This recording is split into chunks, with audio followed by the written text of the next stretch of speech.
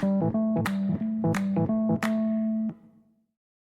up, what up, what up? Hey, everybody, hope you're doing well. Hey, I just want to let you know, I know everybody can't always support and donate to the podcast, but hey, if you can do a one-time donation, I put up a Buy Me a Coffee link in this description of the podcast. So if you go to the description of the podcast, it'll be at the bottom, and you can just go to that link, and you can buy me a cup of coffee, or two if you want. And that would just help support the show, and I can wake up a little bit more and bring you more info. So thanks for listening to the podcast. If you can donate, that would be much appreciated. And let's get on to the show.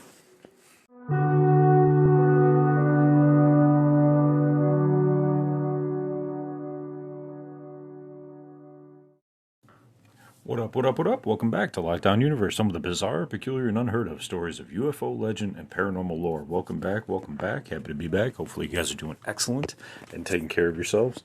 Today I wanted to talk about IDARF and the project that Jason Rice was a part of and why they were in existence. He states that they were, their primary objective was to protect other planets that were underneath direct or current imminent threat.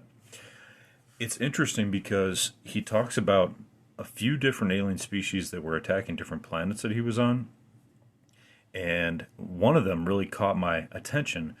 But the reasoning, the rationale behind these exopolitics and why specific species are attacking less advanced species planets is really interesting. And it all really seems to revolve around other species wanting to dominate planets, just like humanity has done on this planet for, the entire span of humans' existence. But on a intergalactic scale, right, where they're going from planet to planet to planet, dominating for resources. So he talks about how IDARF is kind of protecting humans' interests in these planets, and they go and try to help these lesser evolved people because maybe they do have resources that we need. Who knows, right? So he states that he was a platoon leader, and his first mission was actually to go into a city on this other planet and gather information, kind of like an intel operations, gathering information, trying to figure out how to defend this planet for an imminent threat. They knew that there was an imminent threat, and how would they know that? Well, they know because they engage with multiple species through that international business center that's outside of Jupiter. And so Jason Rice's main objective was to go into this city, find out what kind of technologies they're using, what kind of societal norms they have, and what kind of defensive capabilities they already had in place. So they go in, they talk with their planetary governments. Those governments know that they're going to be invaded, as well as we know that they're going to be invaded because we have all these individuals that kind of like dual agents in between these alien species, and they talk to us and let us know what's going on. So they sent out an IDAR fleet to this planet. He doesn't give the name of the planet. He wants to keep that private, but he states that they knew that there was this species coming in that was contracted by the Draco reptilians. It's really interesting because the Draco, throughout multiple galaxies, seem to be trying to dominate every planet they can get their hand on. Every planet that seems to have some sort of easy, population that won't fight back. That's what they're going for. So these Mars Germans and our own government was working to try to get some safety on this planet, to try to provide some soldiers. So they actually provided 24,000 soldiers, and some of them actually have this particular nanite enhancement that provides the soldier with tons of strength, obviously, but also allows certain portions of the Mars government to kill switch them, to turn off their switch in case of any issues of capture. They don't want to divulge their information, that kind of thing.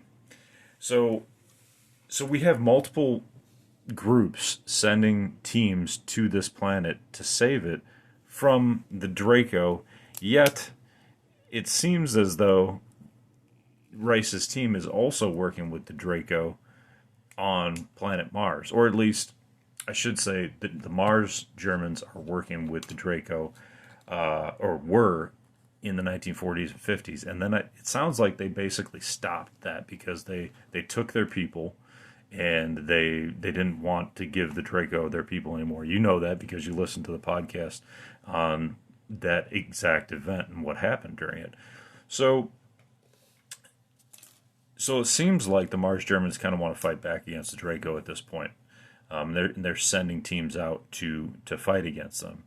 So what's interesting about this planet is that they're humanoids as well. They're very similar to humans. They actually look human, except they're about 5 feet tall versus, our average of like 5.5, 6 feet tall. But he said they looked healthy, basically looked like a human. Their planet was actually more of a freshwater planet, whereas ours is more of a saltwater planet. They had, different, just like us, different colored skin, different color hair. But we definitely wanted to protect that planet because they had good resources. They actually had, obviously fresh water, which is a good one, but I don't know if that's worth traveling that much distance. But I think it's building relationships is a huge part of it, right? You build a relationship with this planet, now you develop a United Nations front against the Draco or any other alien species that you want to fight against, and then you're able to place your military bases on their planet too. Just like we have bases, we have a base in Cuba, right? That Fidel never wanted us to really have, but he's like, you guys can be on what it was like the south side of the island or something like that. And he's like basically ignored Guantanamo Bay, never had anything to do with them, even though the U.S. government was sending Fidel checks for the real estate. He never cashed them, not once. So Rice states that the Draco, what they did in this particular instance was they worked on actually hiring another species to do their dirty work. They hired a werewolf-like species that went in and did some damage, did a lot of damage. I'm about to get to that point here. So what happened initially was that this species sent a propulsion-like device to cause severe damage before they made planetfall. They sent in this huge rock with a heat shield, basically, so that it wouldn't break up, to do a lot of damage. However, he stated that there was about 800,000 people in this city, and the werewolf species basically missed. They were off by a degree or so, and missed the city by about 30, 40 miles. So it didn't hit them, luckily. But he stated that these werewolf aliens landed. They did make planetfall, and they were about, let's see what he says, 8 to 12 feet, I think is what he says. 1 second. Yeah, 8 foot tall hominid. They were a cross between werewolf and it seemed like humanoid type species. They had hair, fur, larger ears, a kind of a shortened snout, but tons of teeth. Makes me think. Well, he says they were like terrifyingly scary. It makes me think of like like the werewolf in or the wolf in Little Red Riding Hood, but he had a huge nose, didn't he? So he said that these species were split into two classes. There's a soldier class and a commander class, and the soldier class was basically like a clone army. They followed whatever the commander said, and without regard for their own safety. They just were like full force ahead. Kind of, how can you tell if they're a clone? That's tough to tell unless you do surgery and autopsy. But he said that they didn't seem to have any hesitation. But that's kind of like the way it was in Braveheart and all these older movies with the military. They go full force ahead when the commander gives the charge command, right? I mean, that's kind of the way it goes down. But he says they believed at the time that these species were actually hybrid type species, and they were like an artificial creation of some sort. He said they had the same type of biological makeup, but once they got the chance to examine them, intelligence actually reported back that they were a creation. So I think that's interesting because now we have another species that could have been just a standard biological species, but they didn't have typical organs. So it was like a combination of biology and um, I, I guess some mechanicals is what he says. Um, Really fascinating because now it sounds like the reptilians created these werewolves and they're like their attack dogs, right? It sounded like we were trying to work on cat-like hybrids in our hybrid program, which in my mind would be the most challenging species to fight against because a cat is the king of the jungle. They have cat-like reflexes. They have 9 lives. They dominate everything they see. Nothing beats a cat. Nothing beats a big cat. It's just the way that their bodies work together. They're the fastest land animal. So you pair that with some human intelligence or just a greater brain pan, and then you got one of the fiercest warriors out there. Why didn't the Draco go for a cat-like species as their attack animal? That's a good question, right? Um, I mean, these things were terrifying, but if you're looking for supreme dominance, why go for a lesser creature? Not that I don't like dogs, love dogs. I have dogs, but yeah. So that's what he's talking about here. I find it fascinating that the Draco are bowing out of battle, and they're having all these other species do their bidding because they can control them. They have the mental capability, the telepathy, the telekinesis, and psionic powers to basically dominate other species. It's interesting too because it seems like the Draco have kind of these far-reaching fields that they used back in the 40s, back in that German episode that where they captured some of the Mars Germans people, where they have this field generator and they can use it to instill fear into people or just simply freeze them. So I don't, it's like unless they had some sort of energy problem where they didn't want to use all their energy, they're just like, oh, we're just going to create these clones and then they'll do our bidding. Um, I'm not exactly sure what the benefit would be when you can just come in with some sort of like audio type weapon or whatever kind of weapon it was to simply freeze your enemy. And, you freeze them long enough, you can do whatever you want. The only thing I can think of is that there are apparently some rules and regulations that come into play when it comes to species interfering with other planets. And if the Draco were banned from that planet, and they created another species, and that species went in there and did the damage for them, well, they couldn't be blamed, right? Because we weren't there. Could they track that species back to the reptilians? Maybe. I don't know. You know, what kind of detective work they have intergalactically. Um, but the IDARF team seems to be this team that is like part humanitarian and part military, where they go in, they work with the existing planet government structure to save the planet from an imminent threat. So they're trying to engage with the teams that are already there to assist them from this imminent threat. I don't know how well that would work militarily.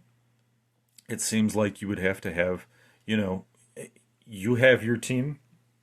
We have our trained teams that go in, they work with each other, they have a dedicated structure, dedicated artillery, they know how to use their weaponry. They don't need to train somebody else.